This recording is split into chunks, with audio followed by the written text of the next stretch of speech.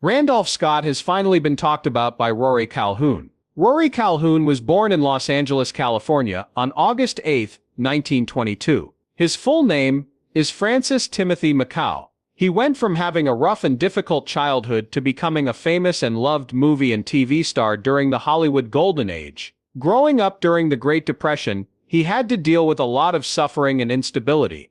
As a teenager, he often got in trouble with the law. By the time he was in his early 20s, he had been to a federal reformatory for auto theft and even robbery. It was a bad part of his life that might have ended it before it even started. In any case, it became the basis of his mythology.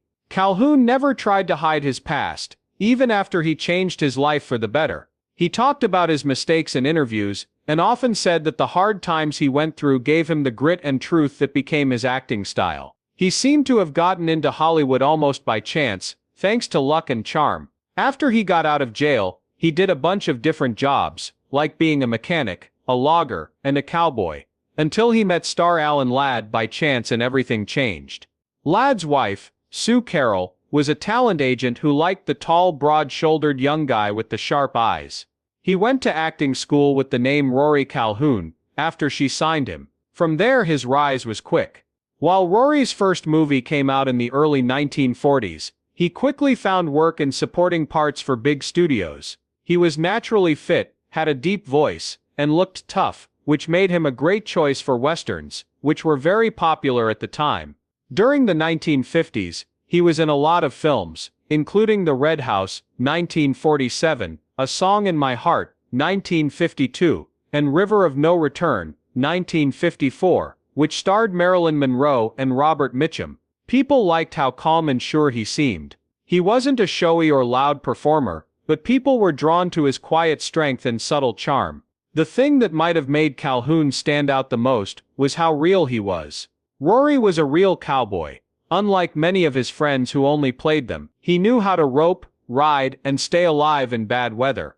From 1958 to 1960, he played the lead role in the long-running TV show The Texan. People believed in him not only because of how well he played the part, but also because it showed who he really was. The TV show did well, and Calhoun became a mainstay of the small screen, admired for being a hero, and a gentlemanly gentleman. He lived his life on his own terms behind the scenes.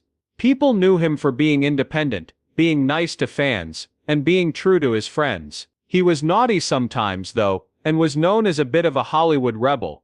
People who write gossip columns loved to write about his romance adventures, and directors loved how reliable and professional he was on set. He was both an actor and an icon because of how complicated his personality was. He was tough but tender, wild but thoughtful. As westerns lost popularity in the late 1960s, Calhoun was able to reinvent himself by getting parts on TV, in low-budget movies, and later in comedies and action movies.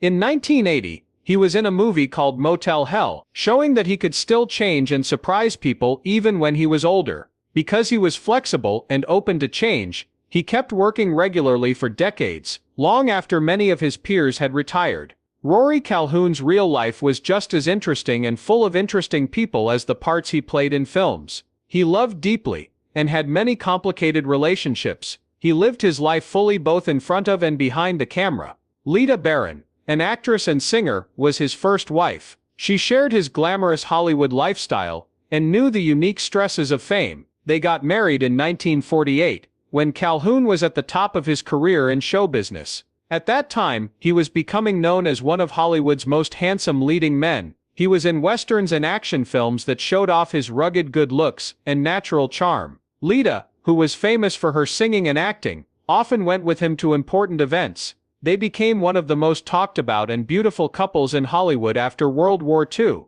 They had 3 girls together, Cindy, Tammy, and Lori. Calhoun loved them all, even though his busy job kept him away from home a lot. Celebrity life and Calhoun's image as a charming ladies' man, on the other hand, put stress on their marriage. He was often linked to his female co-stars in Hollywood gossip columns. Some of these rumors were not true, but they still hurt his home life. By the late 1960s, the marriage was so badly damaged that it could not be fixed. In 1969, Lita Barron made a bold move by saying that Calhoun's affairs were the reason they broke up in public. In interviews, she even said that she could accept a lot of things, but not lies, a statement that got a lot of attention and showed the world the personal problems they were having behind their glamorous front. After being married for more than 20 years, they split up for good in 1970, ending one of Hollywood's famously long-lasting relationships from the Golden Age. Calhoun didn't give up on love, even after his first breakup was very painful. In 1971, he met Sue Rhodes, a British writer who was interested in him because of his films, and because he was funny and friendly.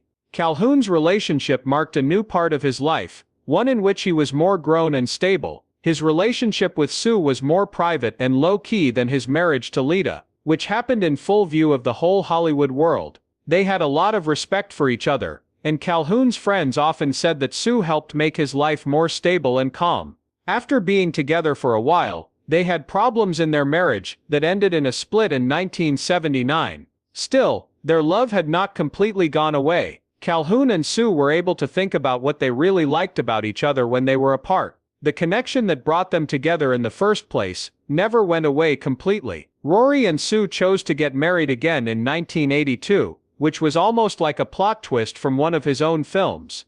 Their second marriage was less exciting and more peaceful than their first. It was based on friendship rather than glamour. Calhoun had mostly left the spotlight by that point, and was focusing on taking things more slowly in life. He often talked about how much he loved his later years with Sue, and how their renewed relationship helped him understand and forgive her. Rory Calhoun and Randolph Scott are two of the most famous Western actors of all time. For years, people in Hollywood talked about how they were friends and rivals. Both men were tough, charming, and lived by the old-school cowboy code that marked the Western Golden Age. Even though they had similar jobs and were in a lot of the same groups, Calhoun rarely talked about Scott in public, up until now. Calhoun finally chose to be honest about how he felt about Randolph Scott, the man he looked up to, envied, and sometimes quietly competed with, in a rare and very honest interview he gave near the end of his life. Calhoun started by saying that Randolph Scott was a man that everyone could respect. He walked with a quiet pride, like he was born to be in the saddle. No matter what, he always had that cowboy ease that most of us tried to play. That was how it was for him. Calhoun's voice got softer when he talked about Scott's screen personality. He said that other Western actors were deeply influenced by how calm and sure he was of himself. He didn't shout or brag because he didn't need to. When he walked in, the room was filled with respect. He didn't need to ask for it, he deserved it. Calhoun did say that there was some competition between them though. We were both tall leading men trying to make it in a business that didn't have room for many cowboys at once. To be honest, I envied how easy everything looked for him. When I was younger, that made me crazy because he made it look so easy to be a star. Calhoun laughed as he remembered how hard it was for him at first to follow in Scott's footsteps. Randolph would just stand there, tip his hat, say 3 words, and steal the show while I was out there hurting myself to prove myself. Even though there was competition, Calhoun said there was no anger, only respect. Randolph didn't like to be dishonest. He was really one of the nicest guys I've ever met in this town. Hollywood is known for being rough. That's something you learn quickly. Scott, on the other hand, never touched that drug. He was kind to everyone, from the directors to the extras. That helped me figure out what kind of man I wanted to be. Calhoun also thought about how interesting he found Randolph Scott's life outside of acting. He didn't like being in the news, and lived a quiet life. That always impressed me. The companies wanted him to go to all of their parties and premieres, but he liked being at home with his horses and ranch more. It's not often that a man in this business doesn't need praise. He took a moment to think, then said, maybe that's why people trusted him. He wasn't trying to sell a picture. He looked like it. Calhoun smiled when he was asked if Scott ever gave him advice while they were working together in Hollywood. Rather than sitting you down and giving a lesson, he showed you how to do things. Rory, don't ever try to be famous, he told me one time. It's faster than any horse, and if you try to catch it, it will buck you off. That was something I never forgot. He was also right. Every time I tried to catch it, I lost. Paid. Calhoun said that he had grown to admire Scott even more after seeing how he aged naturally and on his own terms. Randy didn't make a big deal out of his retirement. It was like he rode off into his own kind of sunset. Peace, please. No incidents or news stories. That was the most important thing to me. A lot of people don't know when to quit like he did. Still, Calhoun said that there was a part of him that wished they were better friends. I've always wanted to talk to him one-on-one and tell him how much he meant to me. But back then, you didn't talk like that, especially between cowboys. We were way too proud. A soft laugh came from him, and his voice was filled with memories. But I think he knew. He must have known all along. When Calhoun thought about his own impact, he saw that Scott had cast a shadow over the Western genre. I think Randolph Scott is responsible for many actors who have worn cowboy hats. He made the rules. I just tried to stay close behind him. Calhoun's tone changed as the talk came to an end. Randy wasn't just a movie star. He stood for a time when guys didn't have to yell to be heard. He taught me that being strong means being calm and sure of who you are. Not letting Hollywood change that. That's what he said, and I've thought about it every day since. Rory Calhoun's words showed more than just respect. They showed humility, the kind that can only come from a man who is honest and thankful about the past. Even with all the flash and glamour of Hollywood, Calhoun's salute showed two cowboys who shared more than just the screen. They also had a quiet, lasting respect for each other that made them the heroes of a whole generation of westerns. Ronald Calhoun died at the Providence St. Joseph Medical Center in Burbank, California, on April 28, 1999, putting an end to a long, interesting and sometimes uncertain life that had lasted 76 years. His death was caused by consequences from emphysema and diabetes, two long-term conditions that had made his body weaker over time.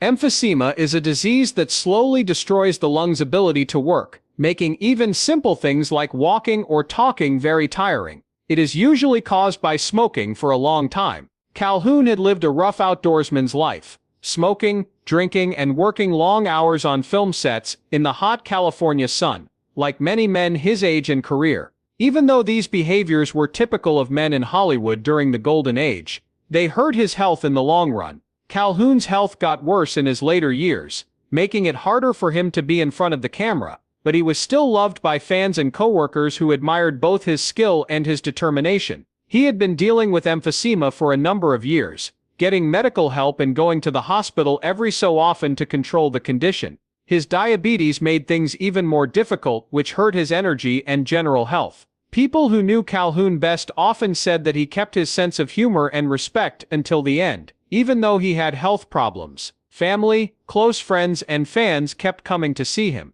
They liked how he had a mix of old Hollywood grace and cowboy grit. Rory Calhoun was 76 years old when he died, which was a good age for someone who had lived such a brave and full life. In the early years of his fame, not many people would have thought that the rebellious teen who had been to jail would grow up to be a respected Western genre elder statesman. His long life showed how strong and determined he was. After he died, many people in the entertainment industry paid tribute to him, remembering how professional he was, how laid back he was on set, and how he represented the spirit of the American frontier on and off screen.